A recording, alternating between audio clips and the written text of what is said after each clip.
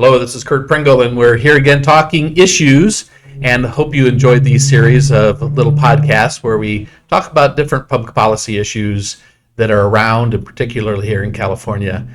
Today, I have the pleasure of meeting back up with a longtime friend of mine. I got to know him in 2003 when he, as the president of Brookfield Residential, was looking to build housing in Anaheim. And he happened to build housing in Anaheim and happened to do a great job. So glad to have you here, Adrian Foley. I mean, you've grown so much within the company, and so has Brookfield in a broader sense, but we can talk about that later. But glad you're here. Thank you. And glad you made an impact in Anaheim. We loved our Anaheim time and still do. We urge to do more in this beautiful city. Yes. So I think one of your first projects in Anaheim was a redevelopment project back in those days. And it was an old Gemco shopping center parking lot on Lincoln. And it just so happens that we used to have a drapery business in that parking lot that long had moved away in 1996. But I knew specifically about that parking lot. I mean, maybe that was a precursor to some of the move now of shifting some commercial properties that are underused to residential. Totally. And I know you built a neighborhood there of single-family homes, but also some affordable homes along the front part of that property. Yeah, it was one of, I think we added up close to, if not 1,000, 1,200 homes that we built in Anaheim over probably close to a 10-year period. Well, at least 8 of the good years, yes. At least 8 good years as the mayor of Anaheim. And I think about, as you said, that affordable mix. And if you went through those communities today on Atlantic Boulevard or, others around the Packing House, they're just phenomenal places. And they're a mixture of income levels. They're, in those days we had CalHFA financing that was readily available to first-time buyers, and as you said, through the redevelopment agency work. It was a great model. I miss those days. Yeah, Colony Park was 2 or 3 warehouse buildings that the city back then, prior to my being mayor, had bought at least one of them, or a couple of them, and was planning on housing in that area, and all of those builders somewhat fell through, and Brookfield came and not only built Colony Park, but then doubled the size of it with your investment there, and became some of that housing impetus around the packing district and the packing house and that all of that commercial vitality which is in that area of Anaheim now. Totally. Went through 2007, 8, 9, 10. I mean, tough years, and really still did okay. They weren't the most lucrative years for us, for those investments in particular, but they were great. You could build your way through. We had great momentum. It was awesome. Yeah. So now I know you have capitalized on your skill in residential development, and today you serve in this title of President CEO of Development of Land for Brookfield. I don't know if people who see the name Brookfield, and they may identify you with home building, residential, but who Brookfield is one of the larger infrastructure companies in all of North America, and I think people miss how vast that company is. Yeah, they do. It's unfortunately a sort of I don't know. It's like a positive negative that comes with growth and scale and the size of our organization. I frankly still think of us as a fairly simple, flat organization. However, if you peel back that statement, that's not really the case. So as a real estate business across the globe, we have a portfolio of all the real estate sectors. And within North America, there's a band of individuals that work on the development of real estate within North America. I'm a part of that team. That team is capable of building master plan communities, land developments, so re-entitling, repositioning real estate, building master plan communities, building for sale housing, building versions of other shelter, residential housing, multifamily, single family rental, built to rent products, student housing, and then really sort of I'll say ancillary other uses. Not that I ever think of office as ancillary, but to the extent there's an office development, we've done a few of those. Retail, we have a big retail portfolio that we own, but we build also ancillary retail, and that group sort of serves Brookfield's ground up development needs across its business. Adrian worries a bit more about the land and for sale housing business in North America. Also worries about those other things, but we have others that worry about it as well. Yeah, but Brookfield itself, I believe, owns the Canadian transmission lines, the one of the largest power generators in Canada and North America. So in the energy sector, Brookfield Infrastructure Group or asset management or however those pieces are cut out is involved in power issues today in a very heavy way. Yeah, so I mentioned the real estate portfolio, which is the sort of, you and I were chatting earlier, it's sort of the dominant lens that you look through Brookfield with. In reality, that's becoming less and less. The case is becoming equally shared with a renewable energy business, which is enormous, be it turbine production,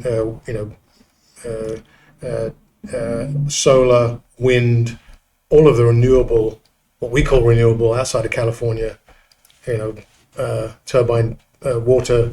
You're talking about hydro generation that way.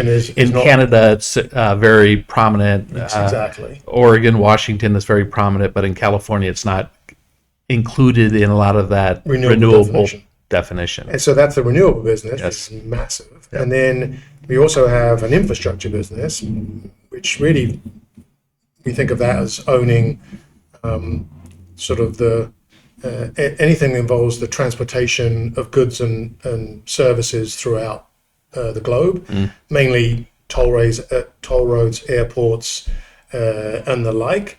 Or ports, etc. We own the Port of Los Angeles until very recently sold it to our partner.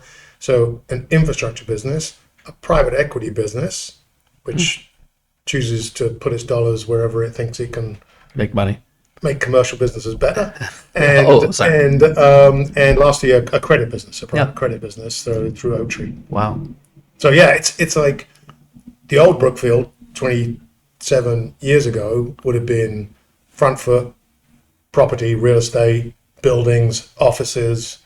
Today, that's becoming no less important, but it blends in with all the other services that Brookfield provides. That's tremendous. So just starting, because much of your early focus was on residential, what do you see the changes? I mean, you've been with this company for 27 years and focused on, for much of it, residential development. I mean, today it seems like residential development on every scale is a struggle, particularly here in California. I mean, what do you see? There's always the call for more housing, but it doesn't seem to be as accepted in a broader community sense than it was in the past.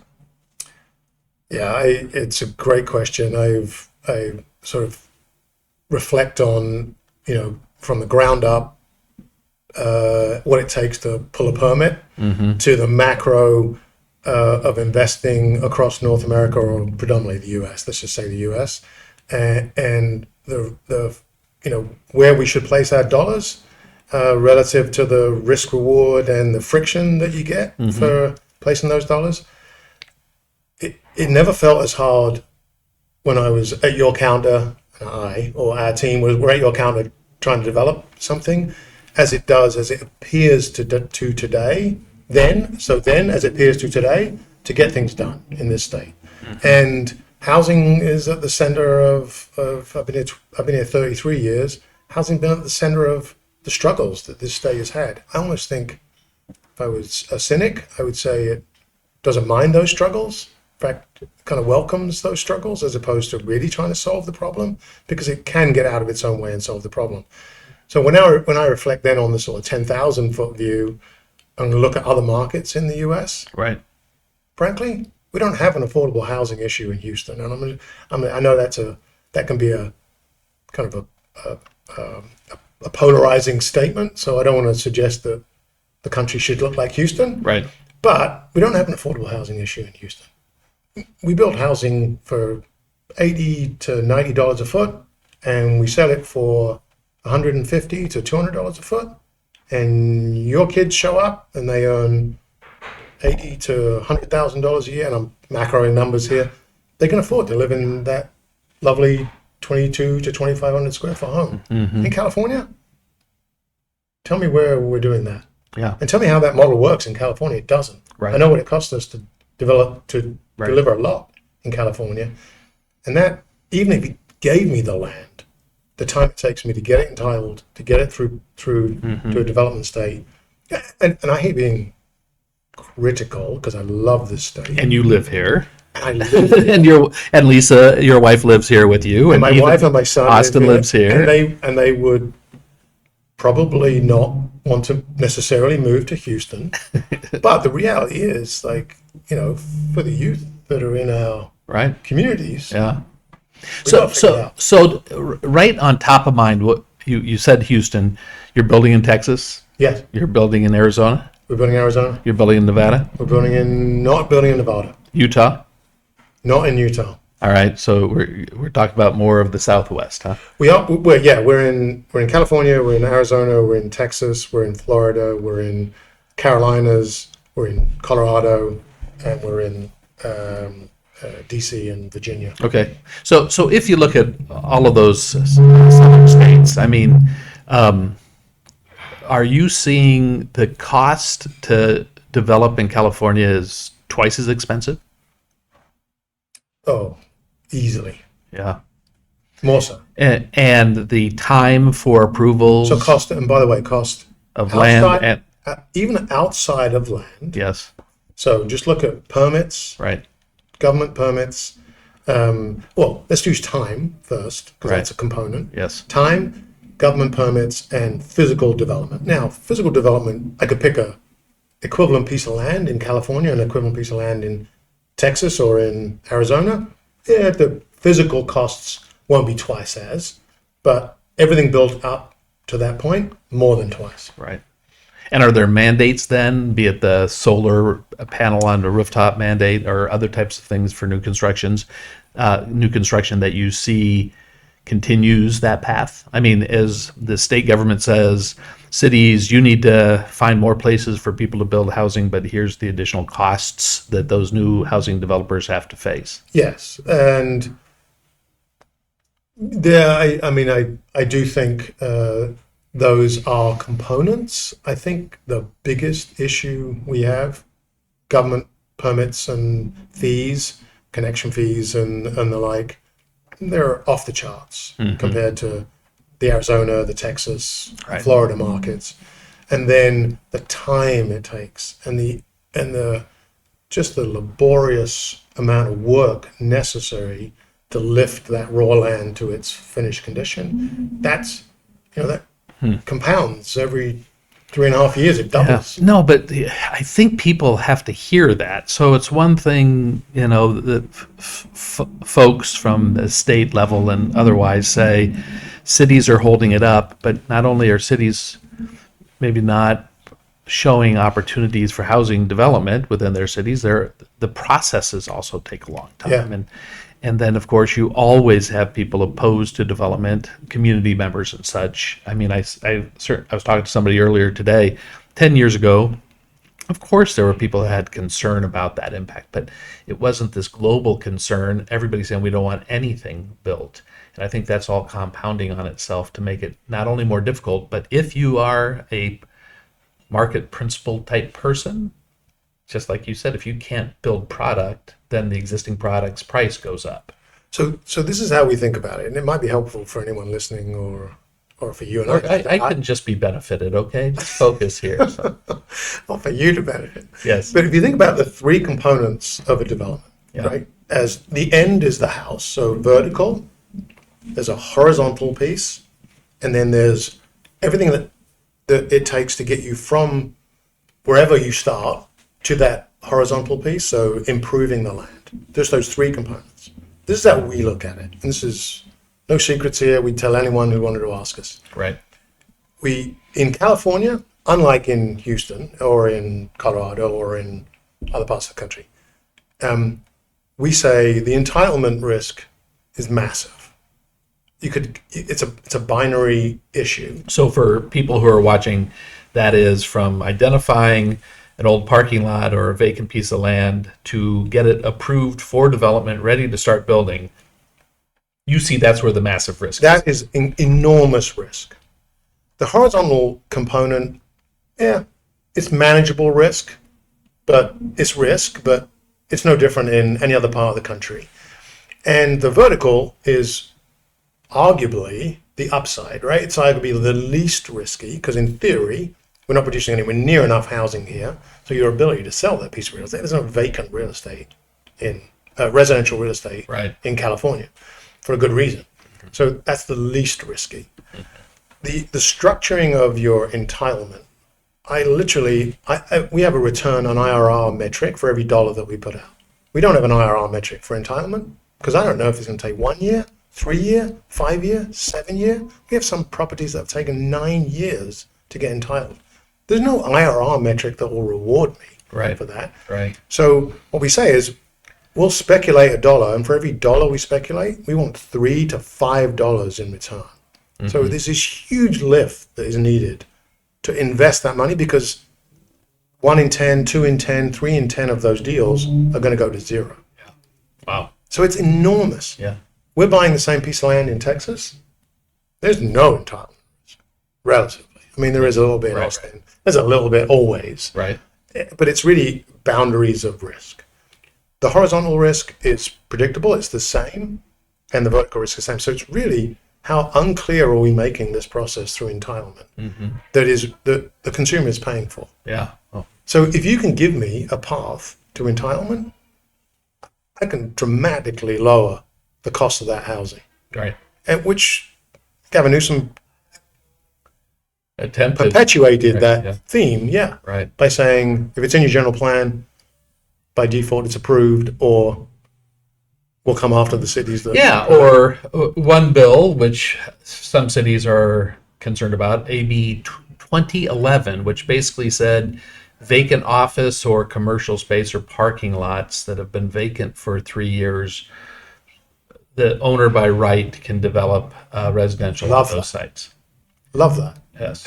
Unfortunately, it had a big affordable housing component that was union related. Well, it's a prevailing wage requirement, which means you got to the prevailing offset wage, and it's 20% affordable. That would be a part of that. Right. So that's a little higher than many cities have as an affordable requirement. But boy, the shift in how the state is providing tools to cities, and then the concerns cities have, and they push back. Right. That I think has created much of the whole housing battle. Right. I mean, do you have in your portfolio a lot of apartments? Yes, we do. In the Brookfield real estate portfolio, we have apartments, and then in our managed land and housing portfolio, we have 8,000 to 10,000 apartments across our managed portfolio. I see.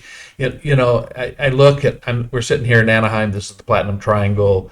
2-bedroom apartments here, about $3,200, $3,500 a month, and the contemplation of a lot of people say, oh, you build apartments, that's lower income people, that's changing the demographic and community. But in fact, I think there's a number of studies that have said since the land bust in 2009, 2010, a lot of younger people say we're happy to spend the same amount as we would for a mortgage and live in a more luxury lifestyle into a higher end apartment that has pools and concierge and bars on the rooftop and things like that. I mean, are you seeing that demographic of people who would otherwise be your first time home buyers being content with living in apartments? Yeah, I am. I actually think the last 3 years have sort of perpetuated, while the for sale side of the business has seen a spur of demand in the last 3 years. There's other reasons. I think we have this massive shortfall of housing, period. If you look at choices people are making, I think the pandemic and frankly hybrid work or remote work or kind of work from anywhere kind of culture has perpetuated that thesis that if anything, I want more than anything. I can work for you wherever you want me to, as long as you don't need me to physically be here. I can be in Utah, I can be in Boise, I can be in parts of the country that I can experience while working for you. I think that actually builds on itself and continues as we look forward, so that people are making more choices about not what they live in, but where they live, and that being more flexible. Gives them more choices in that. But in your business, in your portfolio, when you talk about office buildings, I mean, you probably, like most office building owners, have seen the impact of that shift and not necessarily working on site for all the employees. So how does that affect your office portfolio? Yeah, it's a bit of a lightning rod conversation. Good. Finally, we have some, electricity here. Brookfield's belief is that businesses are more successful, their culture is developed and advanced by being in person, present in an office. Yes. The two talented individuals you have sitting around this table get the vibe from you by being around you, not necessarily on a Zoom call or a Teams call. So we have this mindset that culture gets developed in a physical environment, not virtually. We also have a very large office portfolio, so we're a little selling our own book. Yes. So I don't want to be, I don't want to hide behind that statement. Yes. That's and Brookfield, from a development group's perspective, has had that mantra pre-pandemic and during the pandemic period and post-pandemic, that look, we'll always provide flexibility, but we believe culture is developed physically in place. That said, we're not ignorant to the fact that companies believe that that isn't the case for them, and they can offer more attractive compensation packages for people and/or working environments if they allow them to work remotely. The office part of the business has been hit hard by that. In addition to, we firmly believe that great office buildings are few and far between. There are a lot of office buildings, but great office buildings are few and far between. So we happen to have a really good portfolio of great office buildings, and we think those will be full forever. We think there's a lot of office buildings that need to get repurposed. Yeah. No different than retail. Right. Would you think of any option for repurposing? Yeah, we've obviously, as you can imagine, we've spent a lot of time thinking about how to repurpose office buildings, some of which are our own, because we've looked at what our alternative uses are for some of those buildings. Right. You don't need to hear me say it's challenging, but it's challenging. Mm-hmm. There's a certain type of office building dimensionally. There's a certain age of office building structurally that allows for development to take place. It's no free handout. Right. But there are some cities, I think Santa Ana may be the only one in Orange County, that has an adaptive reuse ordinance that allows for a conversion of that office to residential without starting from scratch. Phenomenal. And living by the full residential requirements. Curt, I mean, this is another lightning rod comment, but we have a lot of vacant office in great cities in California.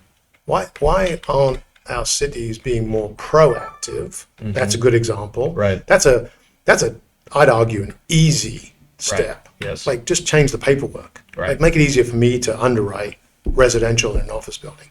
But more aggressively, partner with owners or banks who are going to own office buildings pretty shortly here, right, to repurpose them or give clarity of redevelopment, because the alternative is it's empty. Your downtowns are going to demise. Right. Your revenue, your tax revenue, you know this better than anyone, are going to get hammered.